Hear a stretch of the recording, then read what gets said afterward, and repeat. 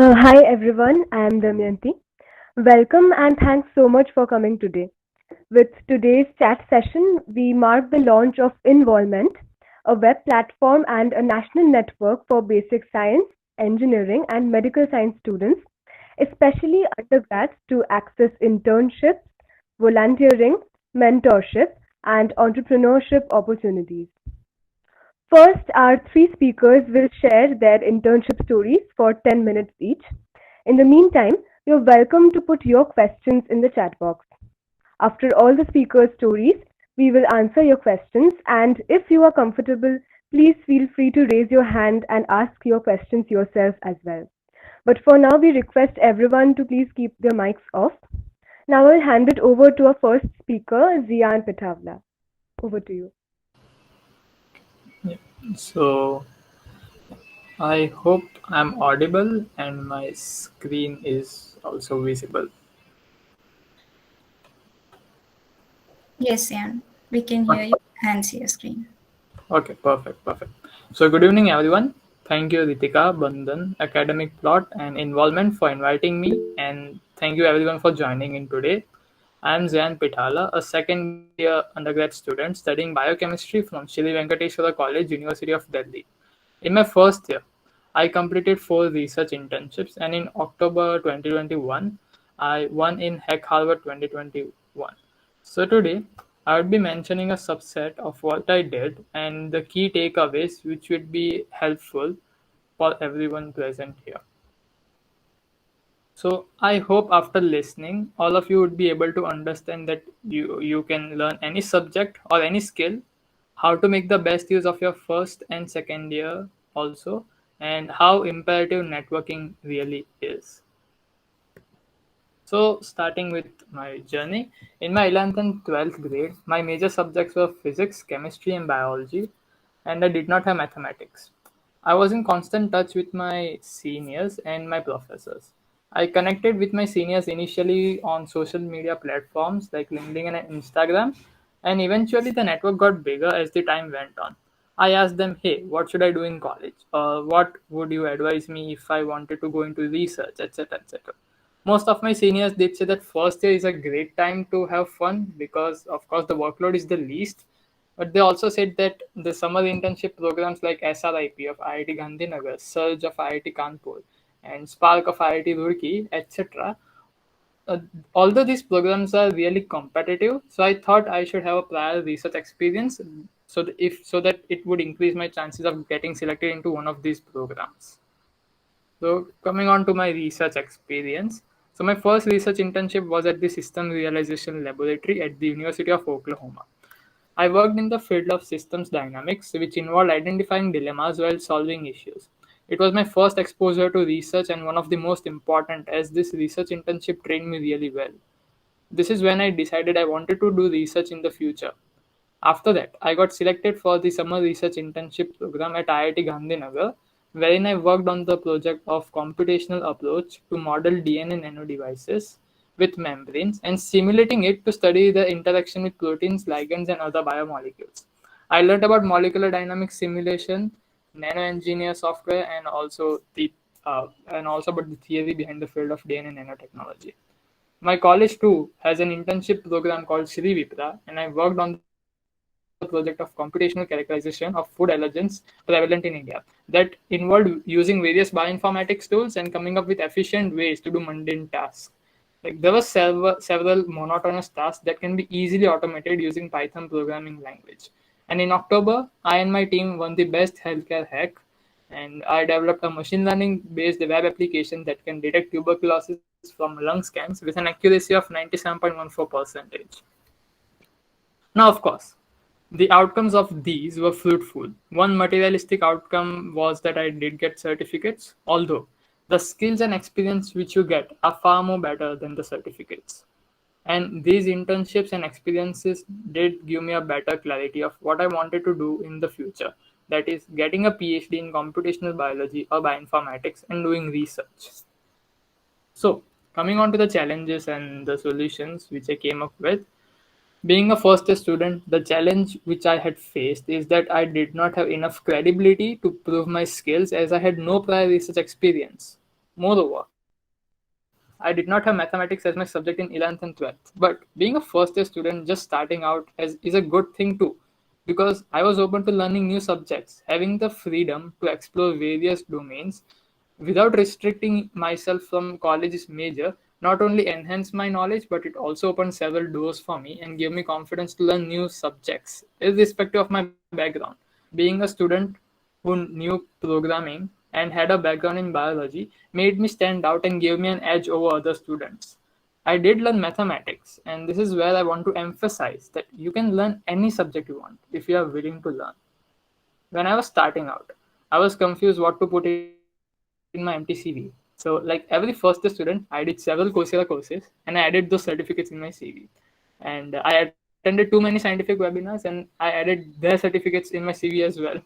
So, some scholarships for internships like Chirpak Lab scholarship also need no objection certificate and NOC from the college, and thus coordinating with the administration is also something that you would learn in the process. So, in conclusion, choose people wisely, be it your friends, professors of your college, internship, or a PhD advisor in the later stage of your journey.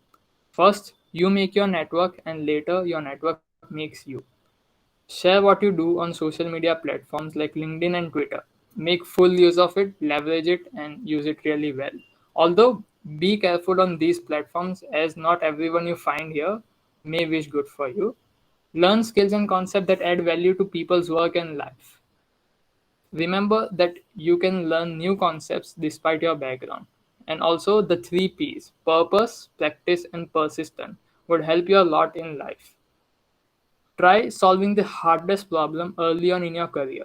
Because if you solve the hardest problem, you would stand out from other people. And even if you fail, you would still learn a lot while solving the hardest problem, which you would not have learned otherwise. And failing early on in your journey would not have much impact because probably nobody would remember and basically you have nothing to lose. Success breeds more success. Finding your first internship is the hardest, and finding the another internship would be easier because you already have credibility now. Plus, you'd gain even more confidence as you go through the journey. And lastly, grades do matter, and try to be in top 5 or even in top 3 if possible of your class or department. Do enjoy college life, but also keep the future in mind as well. So, with that, thank you so much for listening, and now Aishwarya would take over.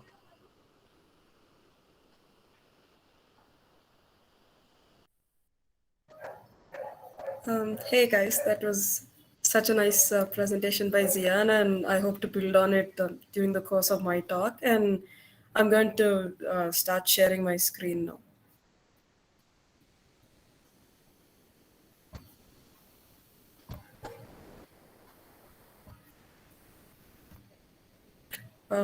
I hope it's visible. Ritika, can you let me know on that? Yes, it's totally fine, and we can hear you as well. Okay, that's perfect. So I'm an intern at Osmania Medical College. That's the final year of the medical degree. And some of the key points I would like to cover in my talk today, and building on what Zeaan said, would be on how to narrow your research interests and how to start finding mentors and opportunities right from your first year.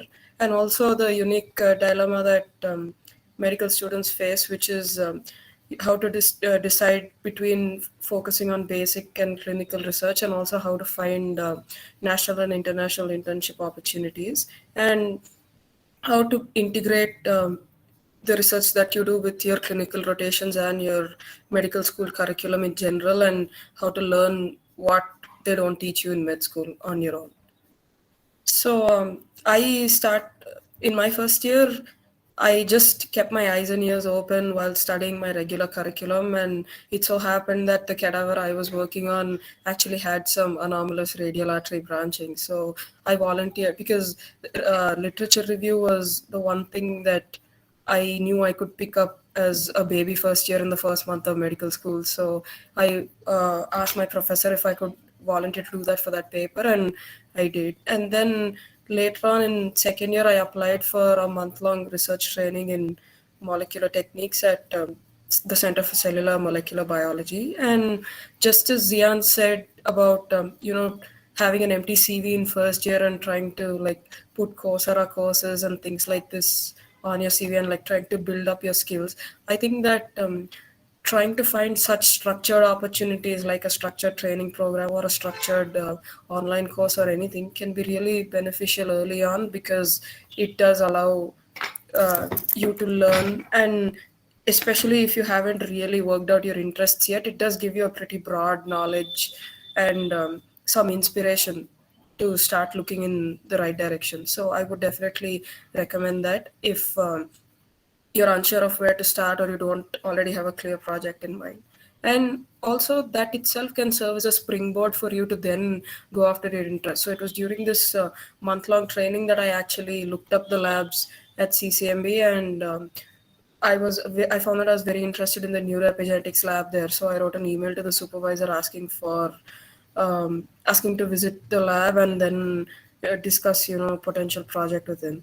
And in my med school, so to present in my conference, I also did some research on autism, where we designed a questionnaire and interviewed the parents of autistic kids, and I wrote a proposal for a project on intrauterine growth restriction as well, which I submitted for the ICM, or short-term studentship. Now that's one of the biggest undergraduate research opportunities that is available to medical students. And in my third year, I went back to CCMB to spend a couple of months under Dr. Kumar working on analyzing RNA-seq and microarray data in a mouse model of depression. So he worked on epigenetic mechanisms underlying epilepsy and depression. And I learned a lot as a result of that. And so my final year and internship, I didn't get a lot of time for research, but I do have an upcoming project on CSF biomarkers in Alzheimer's at Johns Hopkins scheduled in the coming months.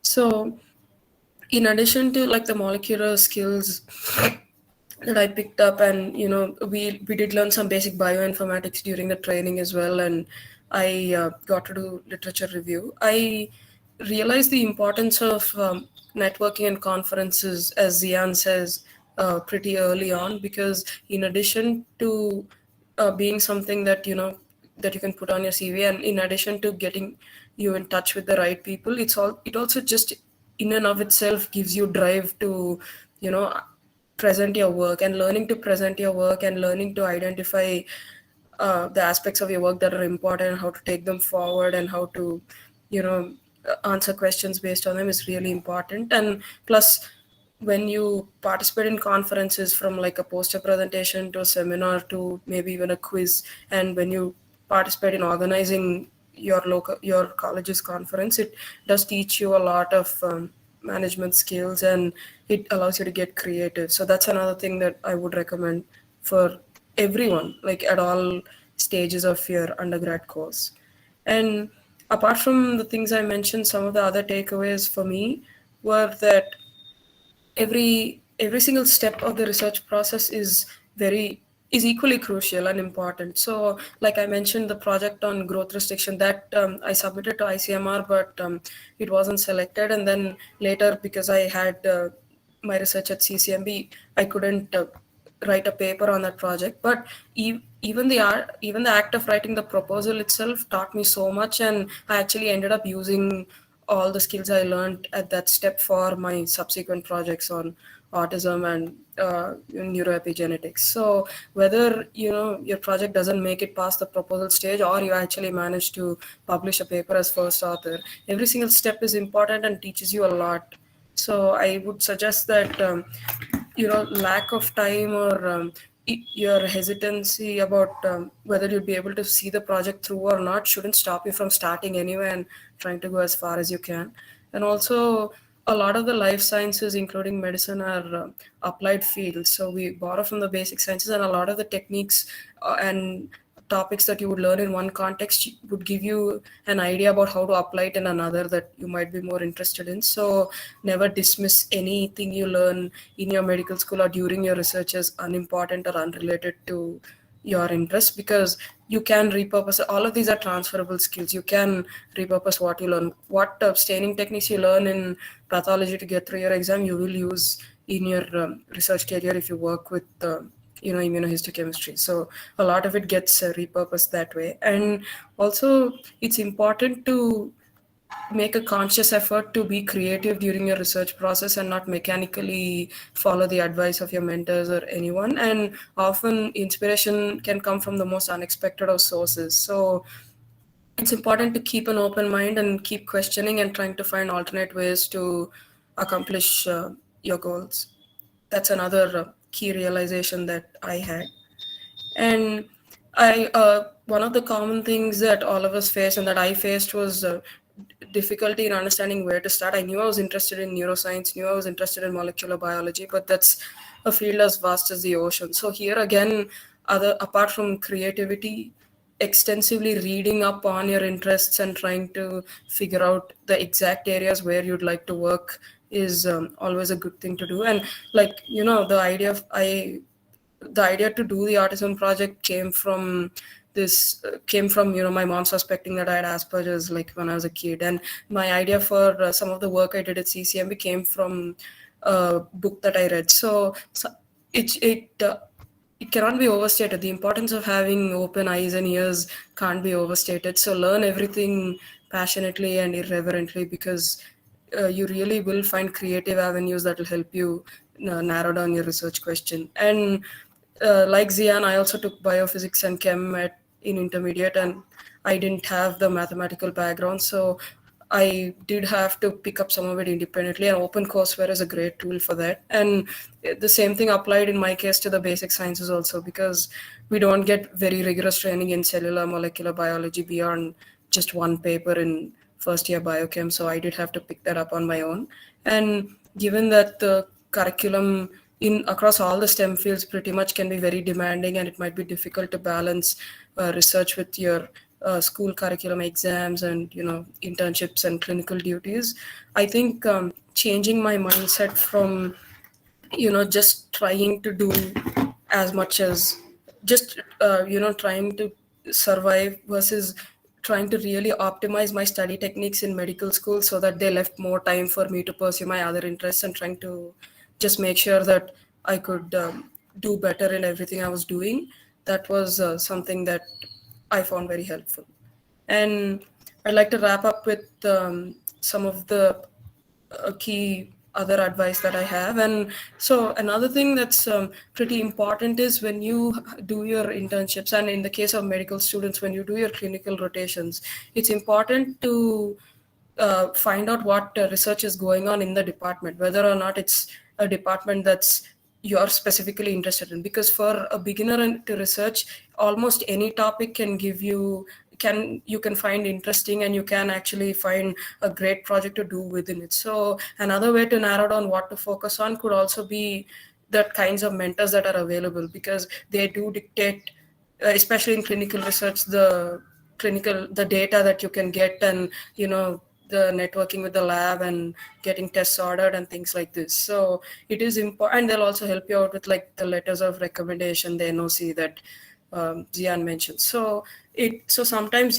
finding a great mentor and working on an interesting topic, even though it's not exactly what you're interested in, would often be very valuable. So I would advise everyone to do that. And it is important to pick up your data science and mathematical skills, linear algebra, basic calculus, and statistics, because they are the language science and medicine are written in.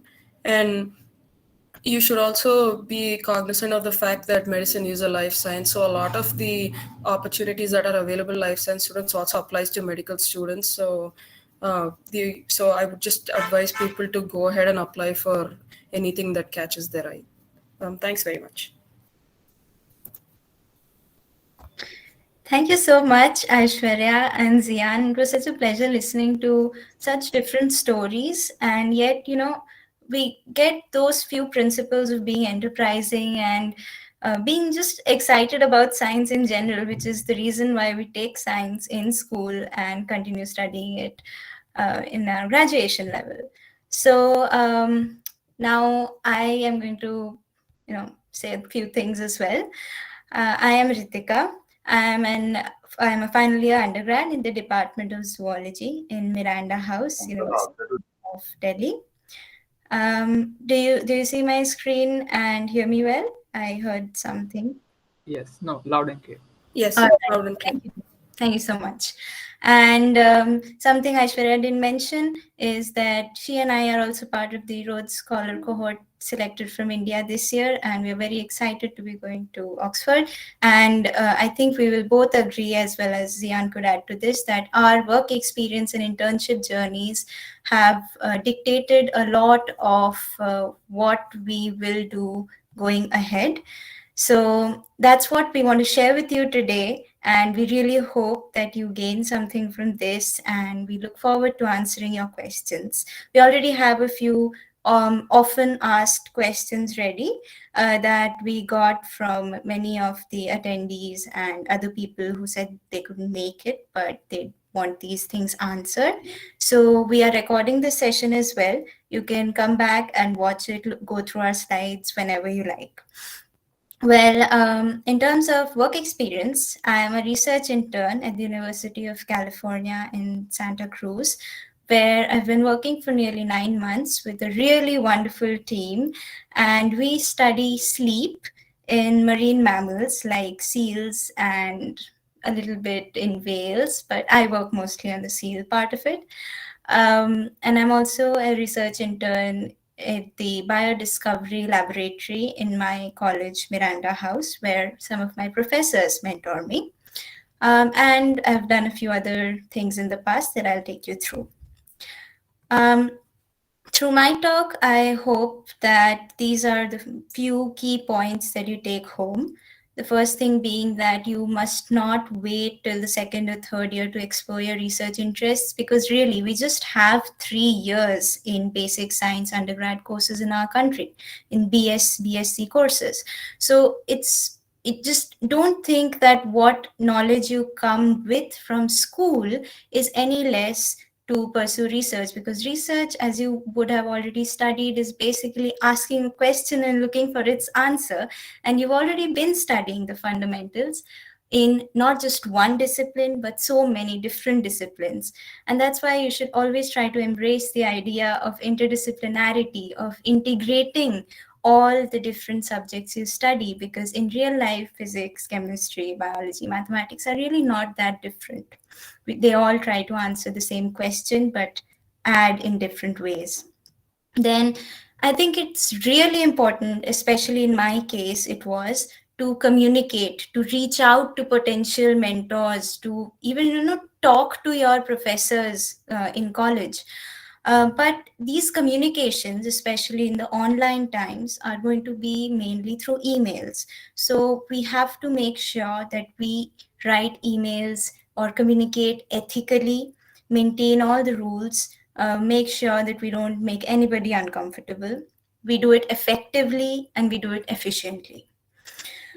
We must try to make the most of our time, because again, it's just 3 years. So for many of you, and for even me and Zeaan and Aishwarya not so much because she's into a longer course and she's older than us, but especially for Zeaan and I, most of our education, graduate education, has been online, right?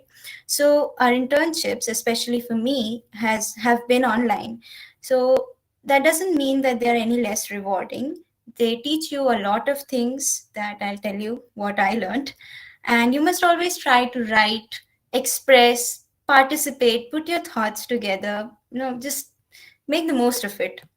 So I'll break down my journey into the 3 years of my undergrad course. In the first year, I was totally clueless about what research is and what I'd even like to do after I graduate. I was just studying zoology because I loved animals and I loved biology and the sciences related to it.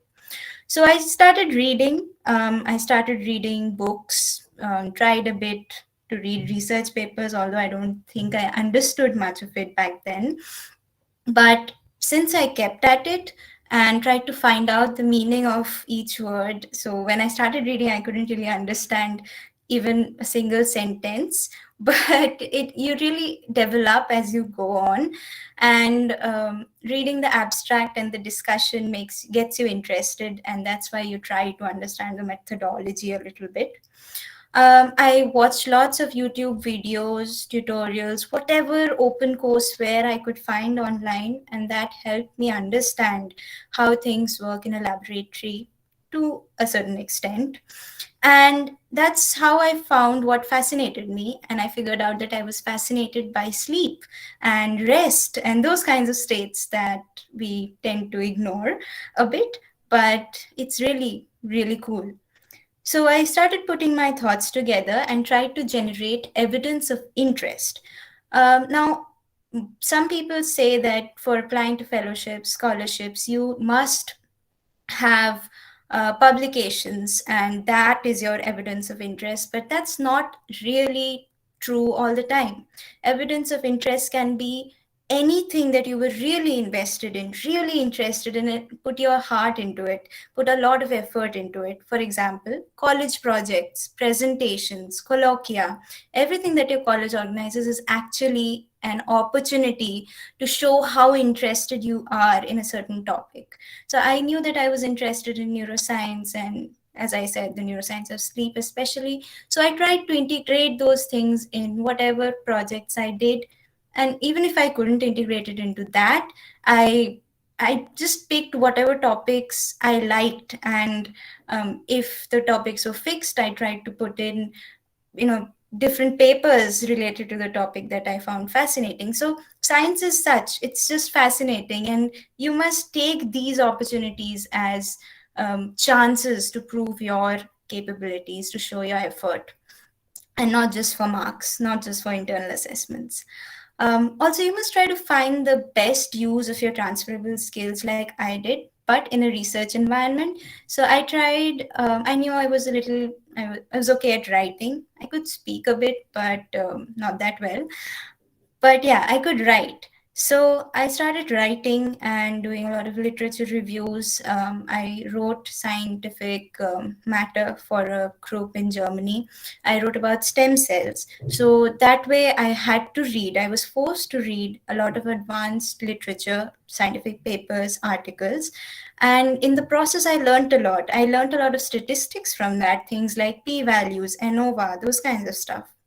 So if you're constantly looking for things that are fun, that are interesting or different, you will in the process learn a lot or pick up lots of things, even if you may not know the whole meaning of them right then.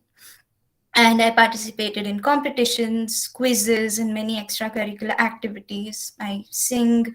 I participated in the ICER quiz called Mimamsa, which I'd recommend all of you to do if you're interested in science, because the process in itself is really interesting. The quiz questions are really thought-provoking.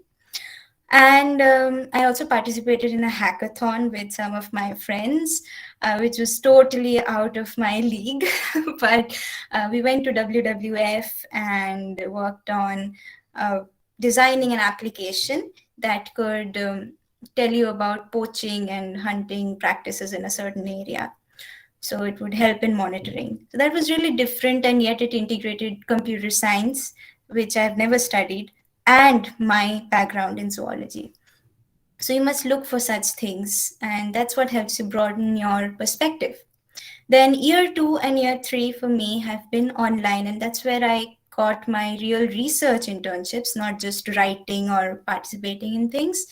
And I also did a few add-on courses, such as in biostatistics, which is ongoing, and medical biotechnology, those sorts of things. And the third year was also focused greatly on graduate school applications. So these are the main skills that I learned in my 3 years, apart from what I learned from my college. Literature search and writing may not seem like really important things, but actually they are. They are at the core of any research question you ask. You have to know what has been done in the field, and only then will you be able to present what can be done and write it, because ultimately publication or peer review has to see written matter, right? So these were really vital to the process of trying to become a researcher in the long run. So I wrote about stem cells. I did a lot of literature reviews for a project at AIMS Delhi. And in the first year, I did a review on unihemispheric sleep, which is a fascinating phenomenon in which one half of your brain is sleeping while the other half is awake simultaneously. This happens in some whales and some seals, not all. So I was working on this, and also it also happens in birds. It's a different topic altogether. But that review helped me get in touch with the people I can now work with, because I could show them that I was interested and this is what I had already tried to do on my own. Of course, I was mentored by my teachers. Then, when I started working in the University of California team online, I've done it all sitting at home. I found a very nice team where all of us could teach the other something. Our mentor was very supportive, and I don't think I'd know whatever I know today without her support. And the story of how I got in touch with my mentor is also fascinating, because one day I was reading a few papers. I found her name in one of the references at the very bottom. And I looked her up, stumbled upon her personal website where she writes about her art and a little bit about her research. Then I wrote her a note from the contact form that you find on the websites.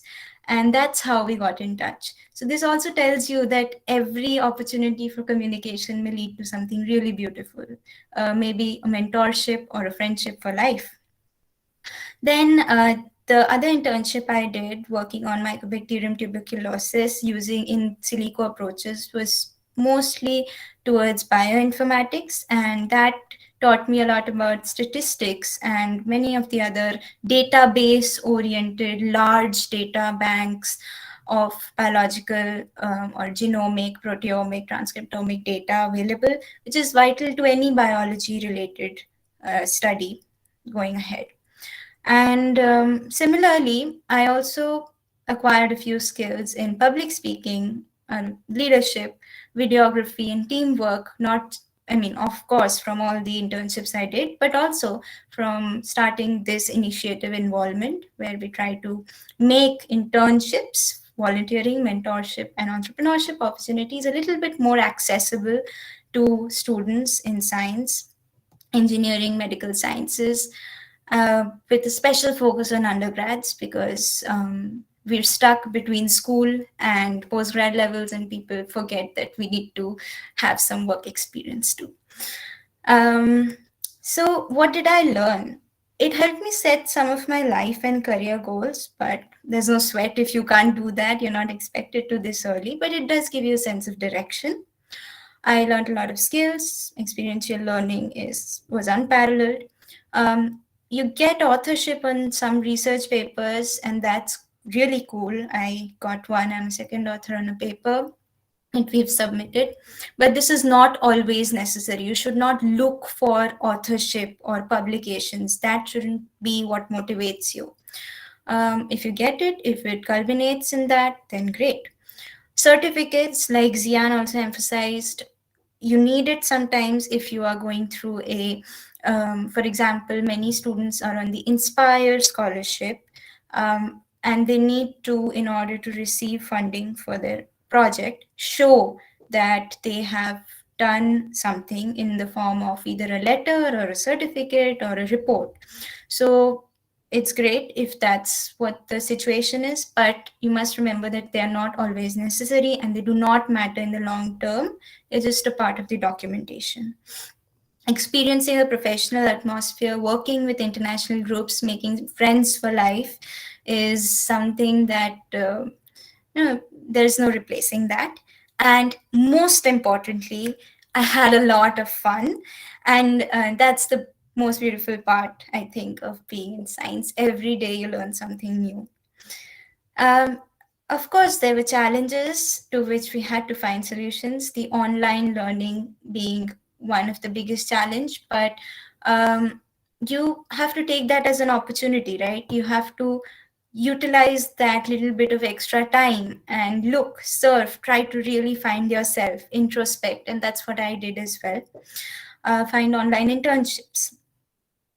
Many people say that, like Zeaan also said, in the first year, it's really difficult to show that you have any background at all.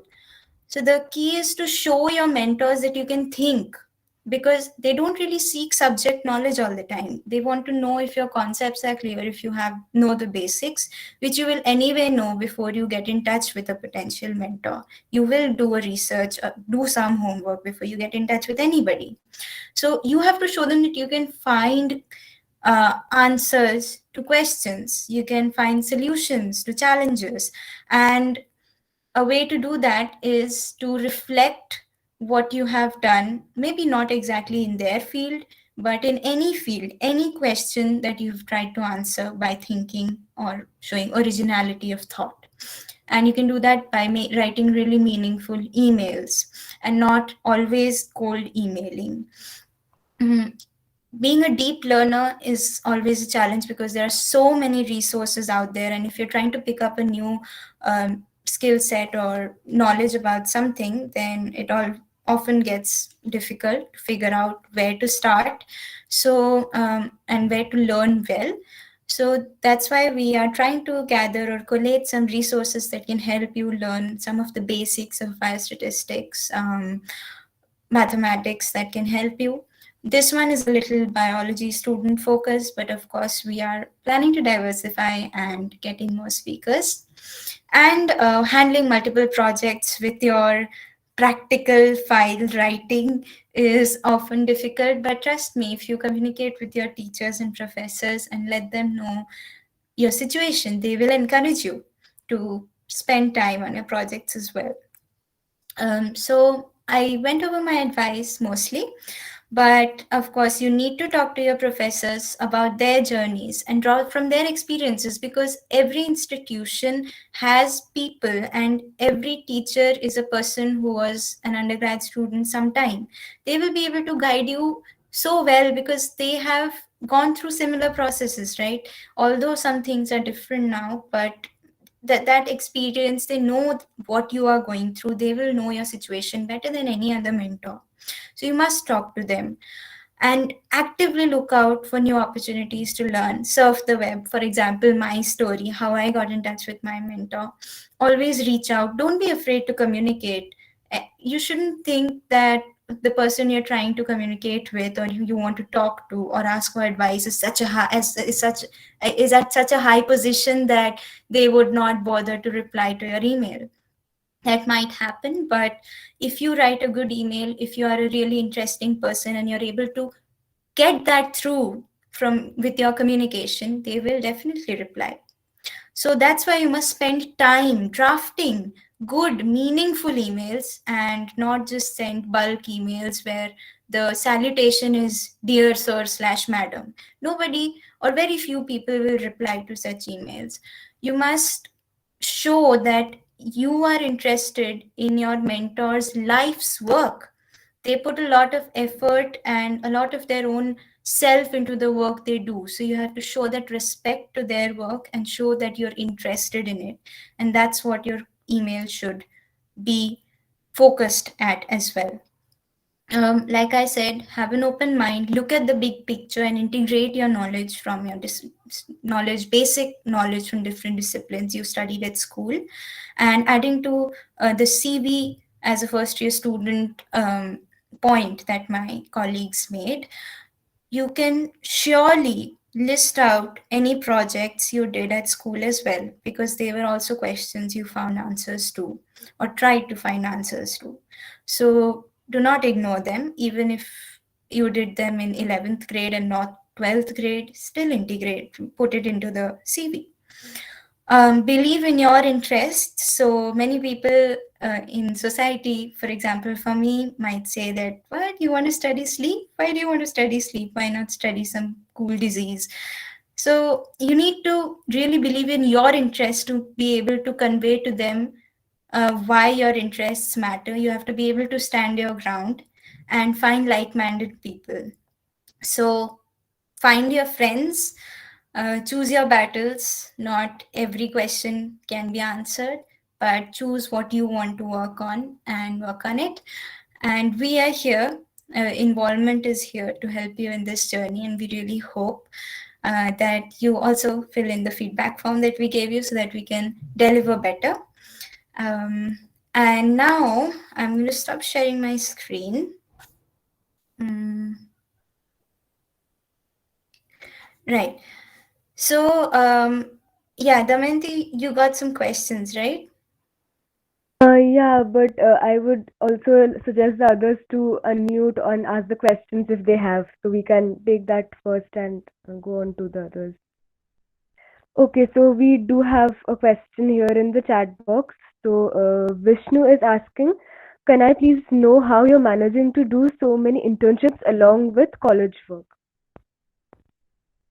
Zeaan, you want to start answering that? Yeah, sure. Okay, great question. So, of course, there is college work, and I don't know what college timings do you have, but in my case, my college gets like 5 o'clock in evening, and then I have the entire like other 12 hours to work on. So it's really better if you use apps like Google Calendar, stay organized, and I guess it would help you a long way. Uh, to think of using Google Calendars and Microsoft To Do and all of those apps, be organized, and yeah, use your time well. I guess that's the only thing I can say. Right. Also, I think the thing is you need to prioritize. So sometimes some things are more important than others. So, for example, in the first year, you need to score well, but for many courses, it's easier to score well in the first year than in the following years. So, you can channelize your energy that way. Second year for me was difficult, so I couldn't work a lot, but the online situation was an advantage, so I could handle that. Then, so that's what you need to prioritize, what is more important and what needs more effort at which stage of your journey. That helps. Aishwarya, would you like to add something, or shall we move on? Hi. I think you guys pretty much said everything that needs to be said. The only thing I would add on is that, as you guys, so as Zian emphasized in his presentation of the importance of being among the top few students in the department, and as you said, to have a realistic idea of how long your schoolwork takes you. I think it's also important to find techniques that help you become a better learner right in the first month of your undergrad program, because otherwise having the not having a clear direction and not planning properly added to thinking you'll cram before exams is going to leave you not in any boat, and it's you're just going to end up wasting your time. So realizing what study techniques work the best for you, and realizing, talking to your seniors and having a realistic idea of how much time and effort you need to put in for a particular subject, and doing questions or making flashcard, whatever it is, and revising it repeatedly, it'll take you less and less time each time, and it'll free up your calendar to take care of other things. So maybe just focus on optimizing your study strategy to free up some more time in your schedule. Okay, so should I move on to the next question? Yes, please. Okay, Vedanti has asked that earlier I thought of applying to a lot of opportunities as the mode of college was online. Now, since it's offline, how should I shortlist them? I don't have much experience since it's my first year at college. Yes, Vedanti. We try to make that easy for you at InVolMEnt by shortlisting whatever opportunities are there. We keep updating the lists, and you can check out our website where we have that listing. We tell you what the application dates are, or even if the application dates haven't been released, we write down what the probable timing of the application is, which months it generally opens that way. So that is one thing. You can go to our InVolMEnt website. We'll put the link in the chat box once more. Second is that there is always your seniors in your college. Speak to them as much as possible. Find out who did what, because personal journeys teach you more than any website will. And that's why we have these kinds of sessions where we can tell you how we did it. So that's what I'd like to say. Aishwarya, Zeaan, you want to add something? No, not from my side. I think we can move on to the next question. I guess that's interesting. Yeah, same here. So Vedanti only has asked the next question, and she asks that does lack of maths narrows down the opportunities in the research field? Go ahead, Zian. This is your Uh, thing. okay, number one, lack of math. It doesn't narrow down the opportunities, but it actually makes you more valuable in research because there are a lot less people. If okay, let's say your field is biology, right? So you need to ask yourself how many biologists are good at mathematics. I mean, of course, a good number of them are good at mathematics, but eventually, it's still not a big number. So I mean, if you have expertise in mathematics, you don't have to rely on someone else to do. And as Aishwarya said, mathematics is the language of science, and you are going to use it anyways. So it's better if you know mathematics. Otherwise, you would have to rely on others for the rest of your life. That's it. I think to add on to that, as a person who doesn't know a lot of mathematics or didn't know earlier, you really enjoy learning mathematics if you try to learn it in the context of your discipline, which is always possible if you look for it online. So, like I said, we are going to share a resource link soon where all of us are going to put in such resources from where we learned whatever we learned online, and that might help you. So look out for that. We'll share them in WhatsApp groups and on our social media. On Twitter, we're active on Twitter, so you might want to follow us there. And adding on to that, your college education will always have some aspect of mathematics. Your practicals will be based on mathematics. There are always formulae. So I think Vedanti, you're from zoology, right? I guess. So yeah, you are going to have formulae. If you just try to look into where that formula comes from, that will teach you a principle of mathematics that you will be able to apply in many other places. So just get those basic principles or concepts, and you'll realize that you know a lot already. What you learned till 10th grade is in fact the logic or the basis on which most mathematics builds on. So just try to think mathematically, and it helps a lot. Yeah, I'm not that great at maths, but this is what I have understood so far, trying to make a conscious effort at learning maths. Uh, There's okay. just another point that I would like to add to that, and it's that if for any reason you're intimidated or apprehensive about how to start learning mathematics, and like the fact that you don't have a background, maybe in 11th or 12th or something, would somehow impede your progress. I think you shouldn't worry about that being the case because just like you know Ritika and Ziana said, there are specific courses. So if you go on to Coursera or OpenCoursera or anything, you will find mathematics for biology students, and you will find people who have designed courses targeting those with different levels of mathematical background. So you will definitely find a course that fits you, and you will definitely find a passionate educator who's like motivated to teach you and whom you enjoy listening to. And another point is that this arrangement has not happened by accident, because when you really think about it, a lot of the statistical tools that data scientists working in politics or something use, like maybe it's something like principal component analysis or anything, a lot of that has actually been invented to deal with just the sheer volume of data generated by like the Human Genome Project and RNA sequencing and stuff like that.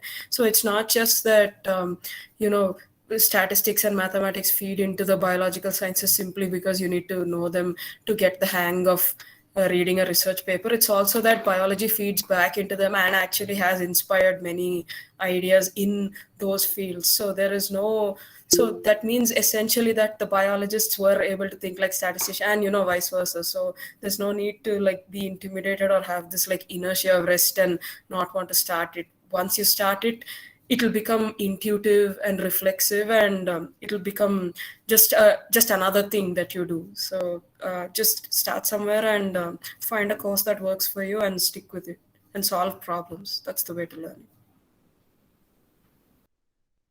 Okay, so I see that Shweta has raised her hand. So do you want to ask the question verbally before we move on to the Yeah, others? sure.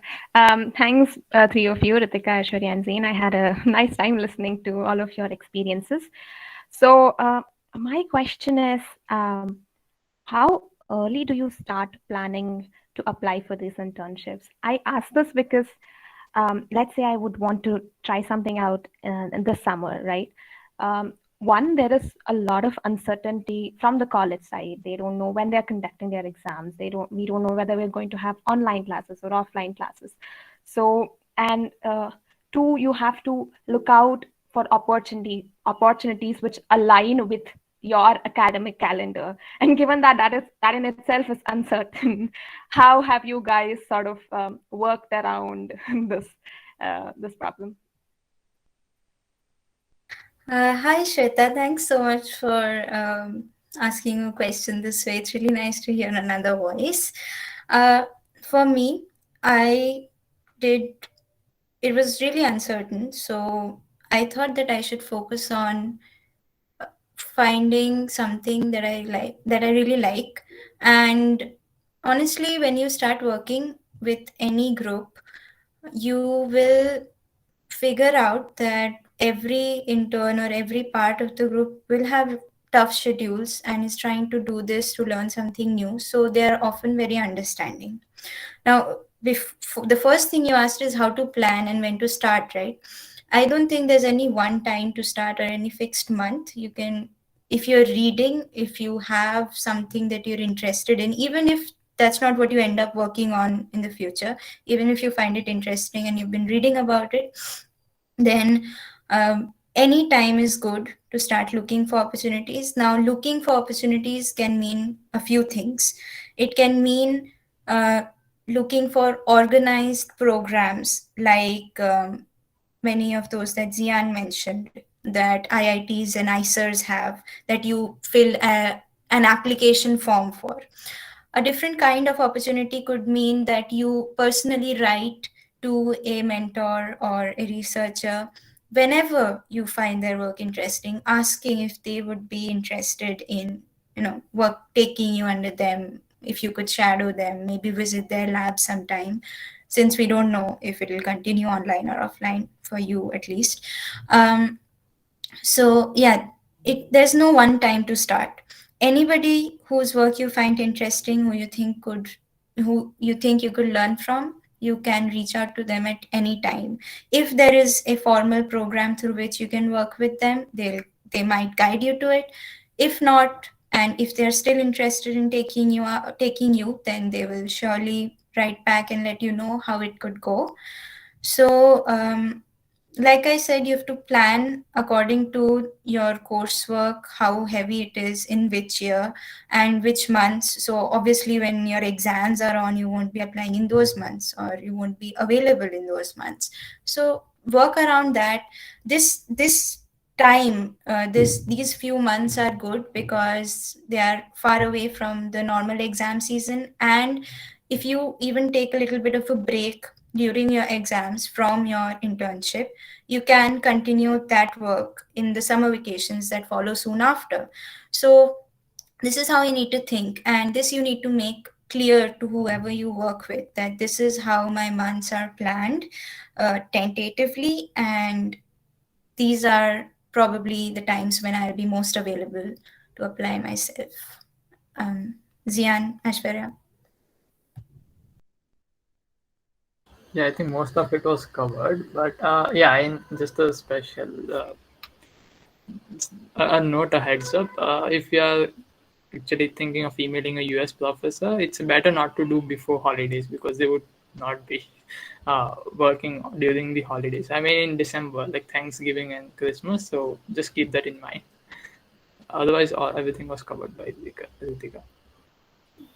That's an excellent point by Zian. I was about to make that same point that they do check their email at certain times in the day and certain times of the year when they have vacation, they may not. And another thing is, it's a good rule of thumb to think about applying to international opportunities at least 6 months in advance. So that's like the minimum time I would say, because there are a lot of things there are documents that they require. You might have unforeseen delays in getting them from your college, and then later they'll obviously take many weeks to process your application, and then later you have to sort out your travel arrangements. So I think 6 months to a year at least would be a good time to do some advanced planning for international opportunities. Do we answer your question well? Do you want to ask something else? Yeah, no, thank you. That answers my question. But to follow up on what you were saying, Ritika, especially about exams and all that, I'm still in my fifth semester, though I'm supposed to be starting my sixth semester. So the thing is, it's really, really screwed up. So which makes it extremely harder for me. My summer vacation might get cut out and things like that. So that is something that's bothering me and stopping me from applying for anything new and I'm sort of continuing the ones that I already have. So yeah, so that's just a follow-up thought. Yeah, I guess you don't want to put your feet into too many things at the same time. So if you think it's a good idea to continue with what you're working on, you don't want to mess up what you're already working on by taking on something new. So if not an internship, maybe you can look for a source to learn the principles of something new that you want to learn rather than, Yeah. committing your time. Yeah. Okay, so the next question that I see in the chat is from Vanshika, and she says that can you share the procedure you follow that you're able to grab such an amazing internship at the University of California, and what procedure we should follow for the same? My procedure, as I mentioned, was that I was reading and I found the person I'm working with. I found her name in the references of a research article that I was reading. I looked her up on Google through a few chains of links and found her personal website. There I found a contact form. Contact form is like the small box at the bottom where you can type your thoughts, and that goes to the person who owns the website. And my message went through. I wrote about my interest in her work, and I asked if she would need some sort of assistance. She said she did. I got a reply in around 1 or 2 minutes, which was a blessing. And that's how I work with her. But that's just a part of the whole process. The whole process, of course, involves reading and reaching that point where you find someone whose work you find interesting.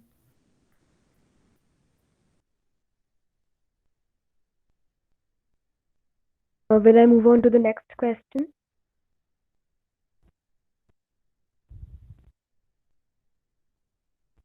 Yes, please. Okay, so the next question is from Kuhu, and she has asked that how to find internships, and is there any website which offers a list of ongoing internships? Yep, I put the website in the chat box.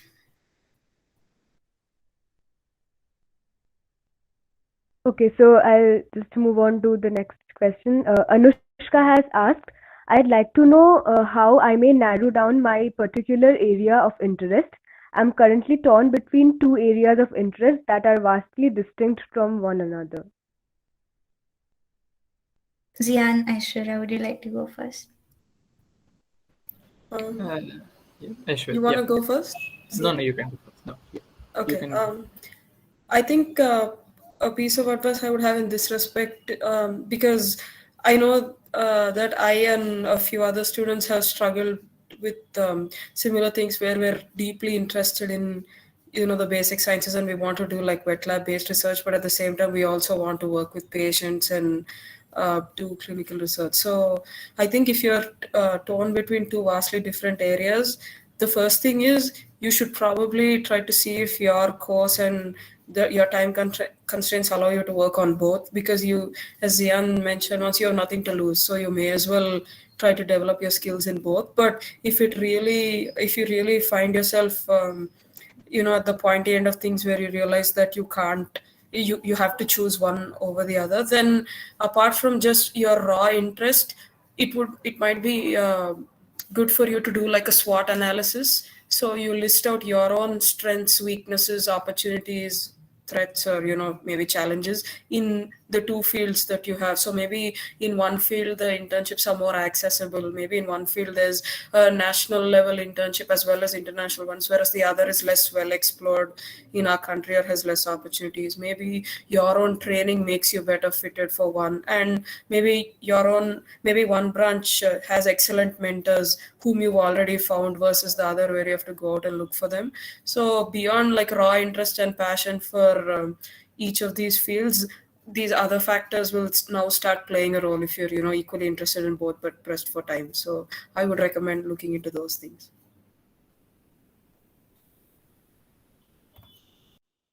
Yep, so it was perfect answer. Yeah, I think so that covers everything. First, look if you can do both or not. If not, then just go with one you like the most or the one which has the most potential, like of learning and future scope.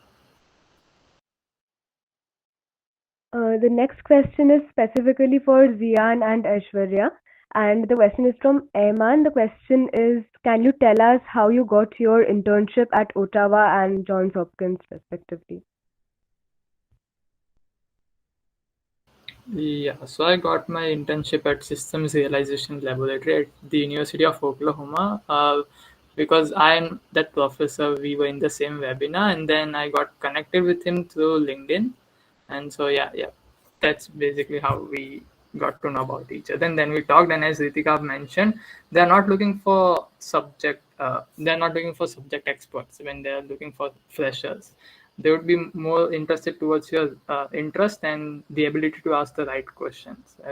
As he used to say always, you should ask the right questions, not always the right answers. Yeah. So, nice for you.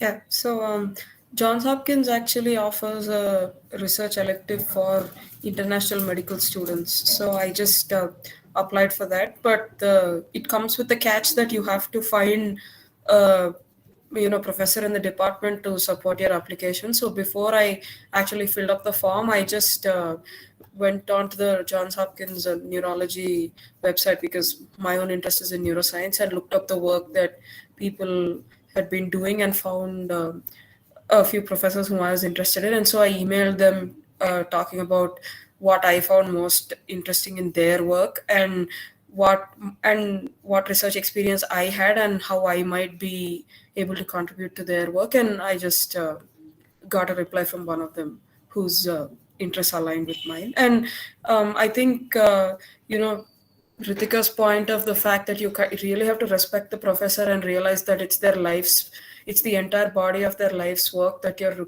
looking at, and that you need to be cognizant of that and really show that you've done your homework in the email that you write to them is vital if you want to have a good communication with a possible mentor. So yeah, that's what I try to do. The next question is, can we get an internship in computational biology research by just having 3 months of experience of programming? Yep. So, I mean, the answer, like, the question would be, do I have enough skills after 3 months of programming to solve questions in research? Technically, yeah. I mean, it is possible 3 months of programming, and it also depends on what language you are referring to. If it is Python or something, then of course you can. Like, it's a really easy language to learn, and also it's widely used in research. Python, and there's R also.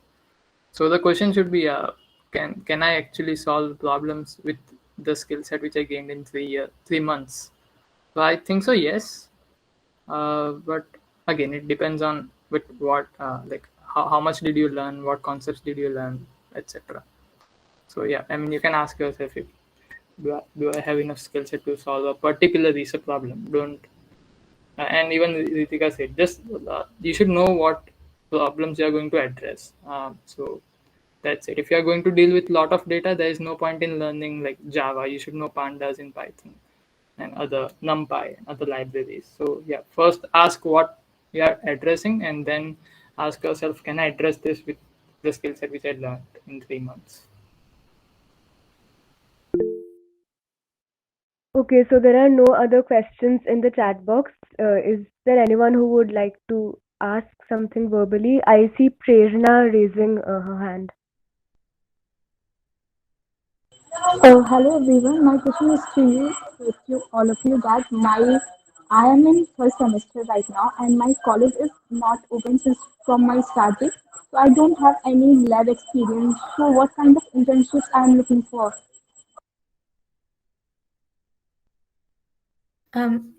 You haven't been to college and have no lab experience. That's what you're saying, right?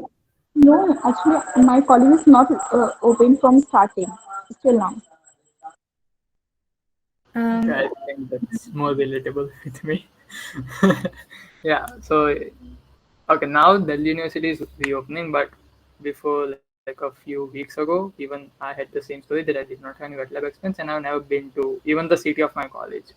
And yeah, so the best part would be if you want to gain wet lab experience, you can go to the labs which are operational in your own area.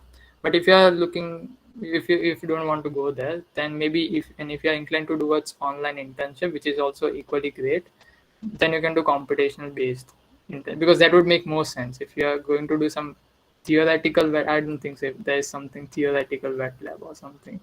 So it's better if you do some computational based internship. In that you would learn a lot, I guess. I'd like to add that if you're still in your first semester, then you can also offer your assistance in literature research, because in that way you get to read a lot and get to organize your knowledge, which is very important for anything. So that's one thing that you can always try. You can also try to pick up. So it depends on the kind of wet lab research you're looking for. So, for example, if it is molecular research, then there is actually quite a lot of genetics and cell biology background that you need to have even before you actually start wet lab research. So, spending the time that your college is close, trying to pick up at least the theoretical foundations of whatever experimental techniques you want to use on the future would also be a good use of your time. That way, you don't have to pick that stuff up on the job and you can actually focus on doing the experiments. Okay, thank you. There's a question for Aishwarya in the chat box which asks, would you recommend a final year student to go forward with doing ICMR or focusing on exams in these days? Um, so I assume that this is referring to the ICMR short-term studentship, which is an opportunity for medical undergraduates to undertake like a 2-month research project. They typically open submissions in like Jan, Feb or so, and then once you submit the proposal, if your project gets approved, you then get to do it and then submit a report. So I would say that this particular answer really depends on which year of MBBS you're in.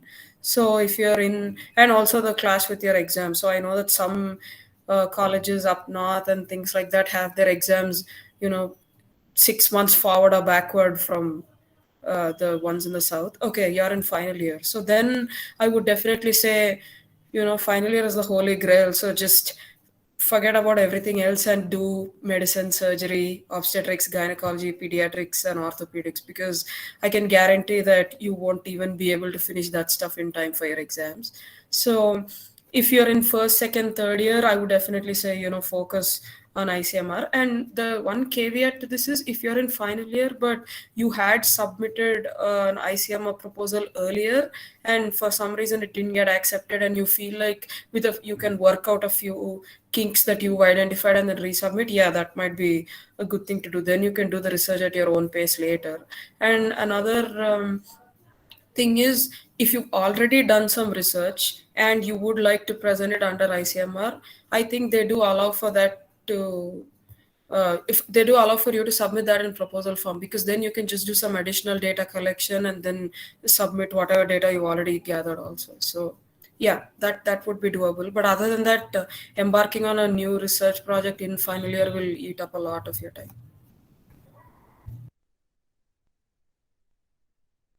So is there anyone else who would like to come up with any questions?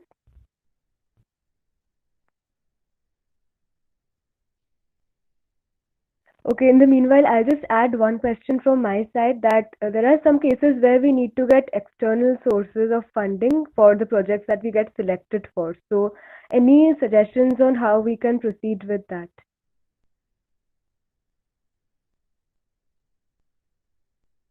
Zian, why don't you tell us about your Sharpak program?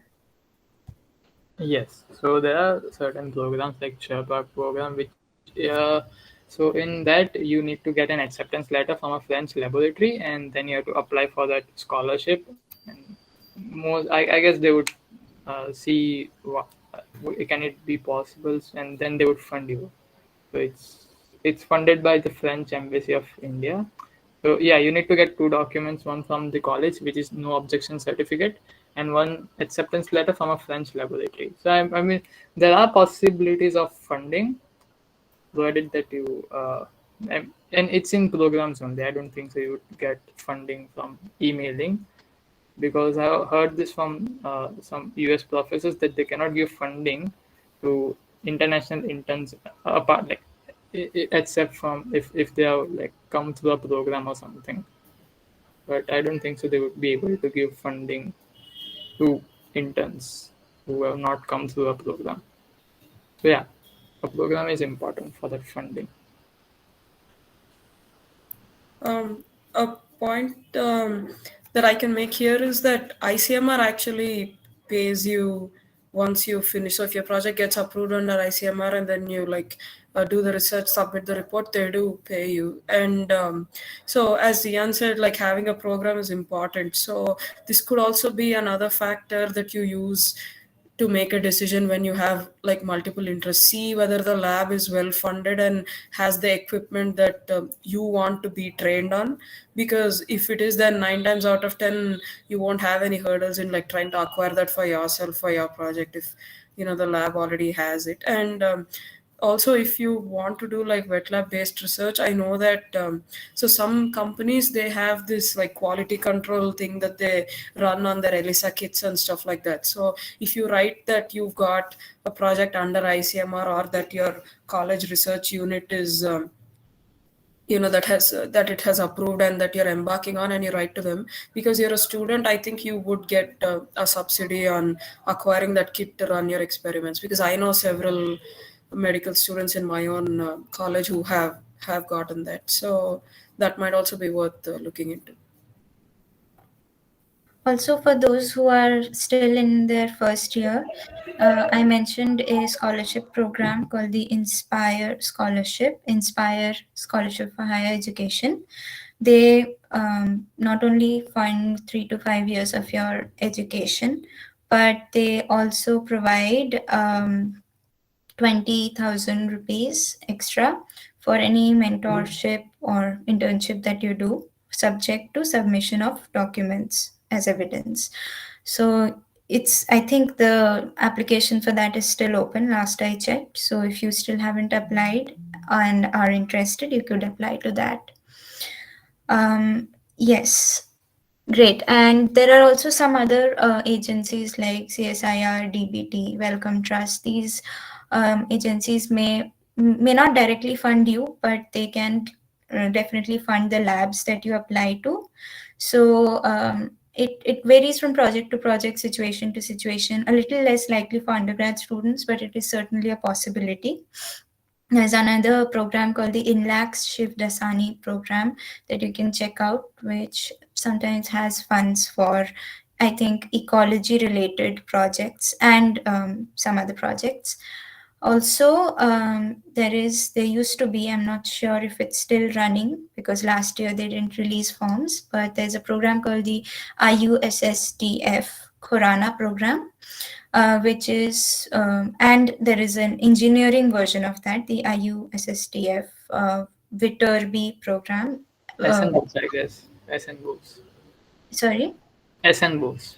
The Yeah. engineer was an SN Bose. Yeah, and there's the Viterbi one also, no? They go to USC Viterbi. USC Viterbi one. I think two other funded ones are Fulbright and Amgen also, right? Yeah, all of Yeah. these, they actually fund you if you already have a project, much like the Sharpak one. So these you definitely must check out, anybody in any year. So That's Also, there's a international internship program at the Cold Spring Harbor Lab in the United States, and that's a Yes. very prestigious, very excellent program, and it's funded. So I'm really surprised that most people don't even apply to this thing. Like, it seems like something we should all jump on board with. But yeah, Exactly. Even the Max Planck program, there's a really yeah. cool Max Planck program for molecular biology, neuroscience oriented stuff, and the applications aren't that difficult. You just need to show interest. You need to be able to communicate their interest, basic stuff, and that's the problem. People don't know about it. They want to know, and we're trying to help. But yes, that's what. So definitely check these out. Go to our website. We are trying to put them out in one place for you. And I also think a lot of international NGOs. So if you're in ecology or if you're in, zoology or and even like in medical science, a lot of NGOs actually have an R&D wing, especially the international ones. So if you are looking to combine like research and volunteering, or even if your research interest is something that they are interested in. So, for example, I know that Johns Hopkins actually has an international research program where many of the people are working on the ground in India on endemic disease like TB and stuff like that, and they get funding from Hopkins. So that way, if you are interested in a particular research topic and you find that it furthers the cause of some NGO or something, you can actually write them an email and reach out and discuss whether they'd be happy to sponsor your research. Just to add to that, in India, there is a very nice foundation called the Next Gen Scientists Foundation, NGSF, that also funds any projects that you have already acquired. If you've already in touch with the lab that has agreed to take you on for a project, so you need to submit proposals and that sort of stuff. So check all of these out. We also put it out on our website. So yeah, Next Gen Scientists is a good place to look for funding as well. Okay, so I guess we don't have any more questions to take up from anyone in the audience. Then we can close the session, I suppose.